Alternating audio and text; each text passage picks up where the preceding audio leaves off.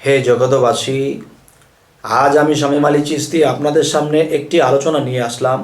সে আলোচনাটি হলো যে আল্লাহ কি ভাত খায়, আল্লাহ কি ফল খায়, আল্লাহ কি সকালে নাস্তা করে?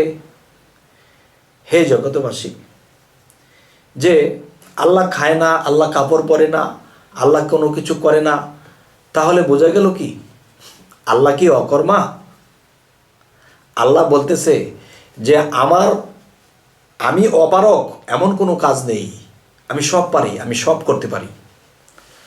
তবে হে জগতবাসী, যে কিছু কিছু তরিকতের লোক আছে, তারা কি করে, একটা খাবার খাবে, যেখানে ইবাদত করে আল্লাহ সেখানে খাবারটা রাখে, খাবারটা রেখে বলে, হে আল্লাহ, তোমার সামনে হাজির নাজির করে আমি খাবারটা খাবো। তবে আল্লাহর সামনে হাজির নাজির করেছে যে আল্লাহ, তোমার এই সৃষ্টি, তোমার এই নেয়ামত, যা খেলে মানুষের ক্ষুধা নিবারণ হয়, আগে আমি তোমার সামনে দিয়েছি। তুমি যদি একটু দৃষ্টি দিয়ে দাও বা তুমি যদি একটু স্পর্শ দিয়ে দাও, তাহলে এই খাবার যদি আমি খাই, তাহলে কোনোদিন আমি পথভ্রষ্ট হব না। তোমার প্রতি আমার প্রেম ও ভক্তি বাড়বে, তোমাকে আমি বেশি বেশি সেজদা করব, বেশি বেশি তোমাকে আমি মানব। তো এরকম একটা ভাব রেখে তখন দেখা যায় আল্লাহ কি আরশে আজিমে বসে থাকে? না বাবা, আলা কুল্লি শাহিন কাদির, আল্লাহ সর্ববিশ্বে সর্বশক্তিমান, আল্লাহ সর্বময় বিরাজিত, সব জায়গায় আল্লাহ আছেন। তবে আল্লাহ কোথায় আছেন? মমিনের কালবে, আউলিয়ার কালবে, আউলিয়াদের কালবে আল্লাহ আছেন। তখন একজন মানুষ এই খাবারটা খাওয়ার আগে সে আসনের মধ্যে রেখেছে যে হে আল্লাহ, তুমি যদি এটা দিকে দৃষ্টি দিয়ে দাও, তুমি যদি তোমার একটু স্পর্শ দিয়ে দাও, এটা খেয়ে আমার জীবন ধন্য হবে। তখন দেখা যায় কি হলো, সে প্রায় প্রায় যখন এটা করতো, তখন 5 বছরের একটা বাচ্চা যখনই সে এখানে খাবারটা রাখে, তখনই সেই 5 বছরের বাচ্চাটা মায়ের কোল থেকে বা এক জায়গায় বসে থাকলে যখন এই খাবারটা রাখে, তখন এই খাবারটা খেয়ে চলে যায়। আচ্ছা, আরেকদিন এই বাচ্চাটার নামে রিপোর্ট করলেন, দেখো আমি খাবারটা এখানে রাখি, পরে আমি একটু এখানে রেখে আল্লাহর দৃষ্টি যেন এখানে নিক্ষেপ হয়, আমি এটা রেখে আমি পরে আমি খাবো, কিন্তু তোমার ছেলে প্রতিদিন এসে খাবারটা খেয়ে যায়। তো এমন করতে করতে কি হলো, তখন সে পরের দিন আবার খাবারটা ওখানে রেখেছে যে আল্লাহ যদি একটু দৃষ্টি দিত, এই খাবারটা খেয়ে আমি কখনো পথভ্রষ্ট হব না, আল্লাহর প্রতি প্রেমভক্তি হবে। আল্লাহকে স্মরণ করে যখন এই কাজটি করা হয়, তখন ওই ছেলেটা কোত্থেকে এসে হাবুডাবু করে কিছু খেয়ে চলে যায়। তো এ তো আল্লাহর কাছে নিবেদন করতেছে, কিন্তু বাচ্চাটা এসে এগুলো নেড়েচেড়ে খেয়ে চলে যায়। এই খাবার কিছু আছে, কিছু নেড়েচেড়ে, তখন সে দেখতেছে আইঠা, এগুলো কি খাওয়া যায়? তখন এই খাবারগুলো ফেলে দেয়। তো এমন করতে করতে করতে করতে তখন বাচ্চার মায়ের কাছে যখন বারবার বিচার দিল, তখন বাচ্চা ছেলেটাকে বেঁধে রেখে দিয়েছে যে তুমি খাবারটা রাখো, আমি আমার বাচ্চাকে আটকে রেখেছি। বাচ্চাটাকে বেঁধে রেখেছে। তখন সেই বাচ্চাটা তার যখন খাবার নিবেদন করবে, তখন বাচ্চাটা সে বান খুলে কিভাবে যেন সে এসে এই খাবারগুলো খায়। তখন এই বাচ্চাটাকে ধরে ফেলেছে, এই বাচ্চা, তোমাকে না তোমার মা বেঁধে রেখেছে। তখন সে বাচ্চাটি বলতেছে, তুমি যখন আল্লাহকে ডাকো, তখন তো আল্লাহ সইতে পারে না, তখন তো আমি কি করব, আমি এসে খেয়ে যাই। আল্লাহ কোথায়? আল্লাহ তো মানুষের মধ্যেই।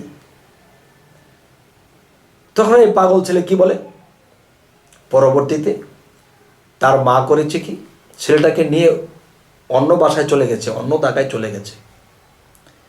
সে যখন খাবারটা সেখানে রেখেছে, সেই বাচ্চাটা কোত্থেকে যেন এসে পড়লো, এসে এই খাবার খেতে শুরু করলো, আর কিছু আইটা জুটা। তখন এই দৃশ্য দেখে তোমার মা না তোমাকে নিয়ে গেল?